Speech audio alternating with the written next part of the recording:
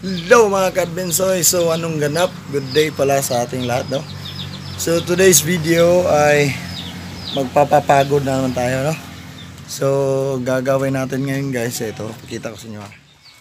So ayan, guys. So yung fish pa natin, babaguhin natin yung setup nito. So yung dati, ito yung filter natin, 'di ba? Tapos yan, filter din diyan. So gagawin natin, tatanggalin natin yan, guys. Iibahin na naman natin. Wala na yung mga isda, nilipat na natin dun sa poultry. So grab natin yung opportunity. Bumili na ako ng bagong liner natin, which is yung laminated sack o yung trapal. Yung common name dito sa amin, trapal. So bumili ako, kaso wala pong itim, guys, na available na kulay. So yun, napilitan ako bumili ng blue na lang. So yun na lang yung ating gagamitin. Bali na.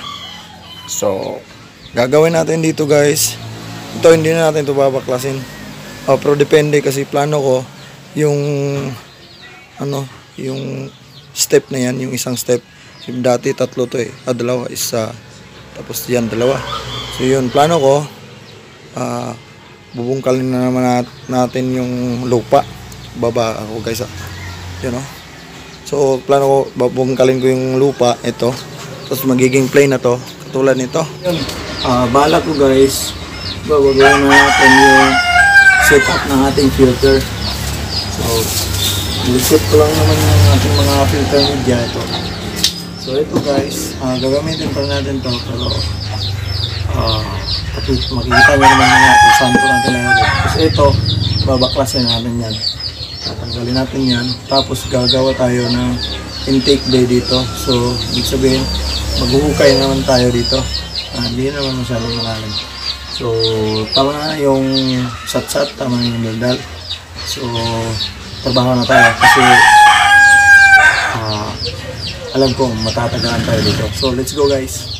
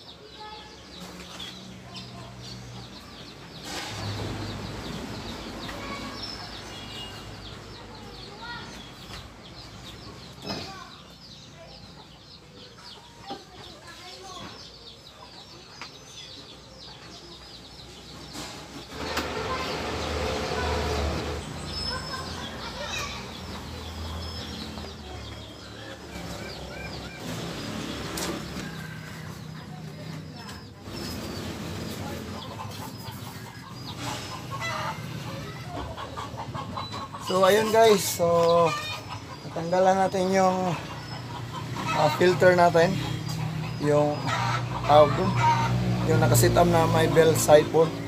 Ito yung nakalagay, guys. So dyan, so natanggalan natin. So gagawin natin dito, hukayan natin to dito, guys. Tapos yung pan, yung existing pan na natin, so magiging continuous yung daloy niya dito. So dito yung tawag doon, wetland filter ba ata to? Or ano pong tawag dito? Para din siyang wetland filter, guys, kasi dito gravel lang sa ibabaw. So di niyo makikita yung tubig kasi nasa ilalim. Hukayan natin to. So tapos pagkatapos na yung hukayan, pupunuin natin ng garaba. So bali yung setup natin dito, siguro yung pump natin, no? Saan ba? Dito pala yung pump mismo guys. Babaon din natin dito sa hukay. Kasi lalagyan na naman natin ng mga pipe dyan. Pabalik doon. Doon ang ating outflow ng tubig para patulak dito. Yung daloy yun, paikot lang. So dito, overflow yung tubig. Papunta dito. Tapos may pump tayo dito. Yung A4000 lang gamit natin. So kahit masyadong malaki yung pond natin. So nasa guys 22 feet by 4 feet. Yan, 22 feet ang haba, 4 feet ang lapad. So A4000 lang yung kaya nating ma-afford sa ngayon. So bahala na. So lagyan natin dito ng pump. Tapos pabalik doon ang tubig gamit ang mga piping natin. So dyan ang inflow. Tapos dadaloy ulit na naman yung tubig dito. So ayan. Para ma-maximize natin yung flow ng ating tubig. Para masayahan naman yung ating mga koi. No? So parang ganito guys. Papakita ko sa inyo ang setup na aking tinutukoy. Yung una naming ginawa. So parang ganito. Yan guys. So bale, ito yung ecosystem pan na gawa natin guys. So ito na din pala yung update. So yan na yung update ng ating ecosystem pan guys. Nakikita nyo naman, sobrang linaw na tubig. So hindi na to napalitan ng tubig since nabuo natin to. So ito yung stream, you know. Puno na ng mga halaman. Ayan guys. Yan, kapal na ng mga halaman. So dito yung parang snorkeling natin.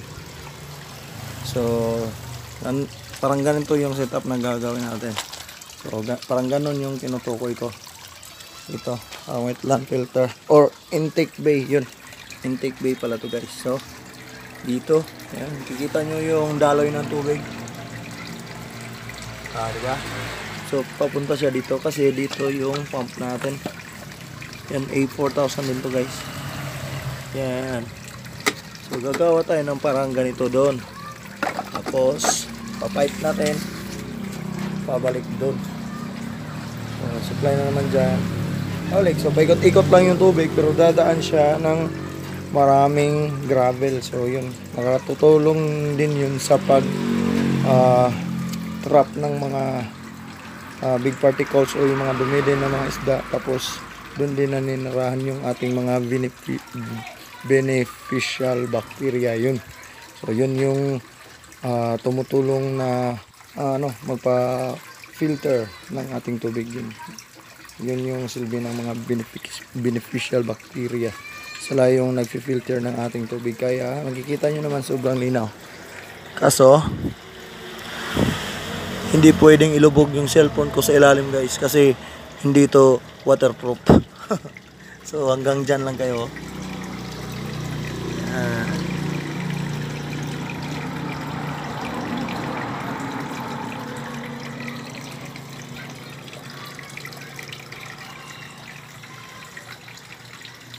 Diba? Sobrang linaw guys, no? So tara, tapusin na muna natin to.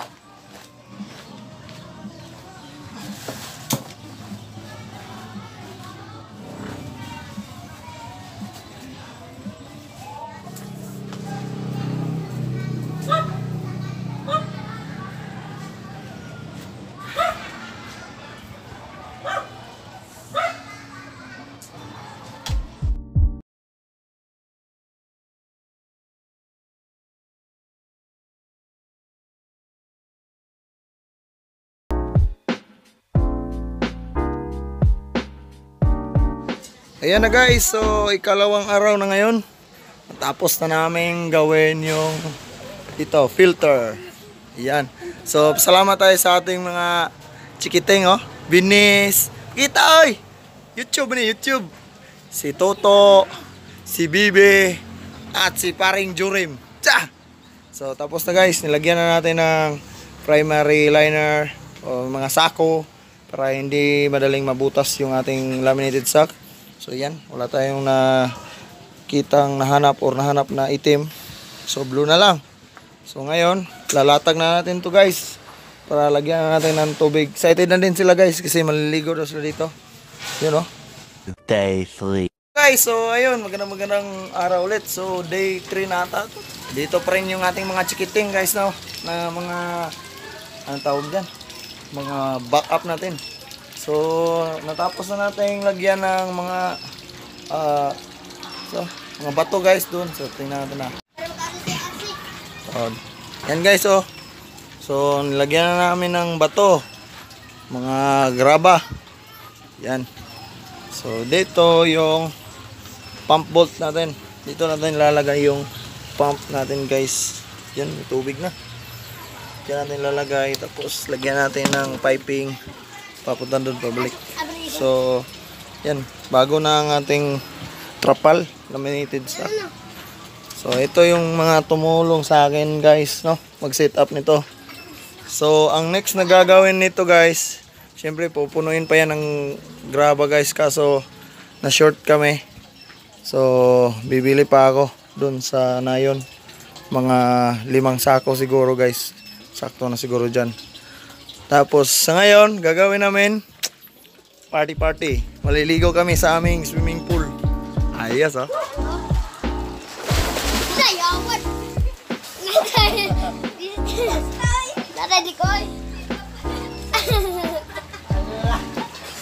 Ayaw niya, ate.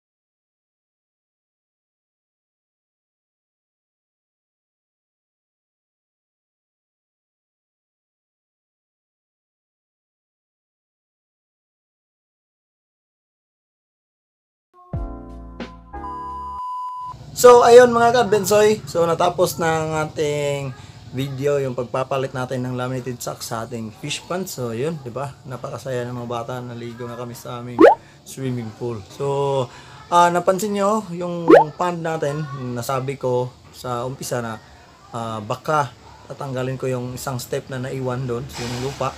So nakita nyo naman hindi na namin tinanggal kasi kakapusin na kami ng oras.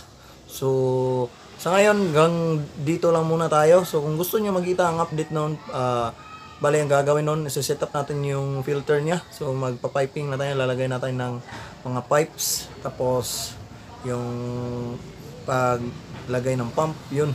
Tapos saka transfer natin yung mga isda pag na-cycle na yung tubig natin. So kung gusto nyo mapanood yun, so huwag nyo kalimutang i-subscribe ang ating channel at Bensoy.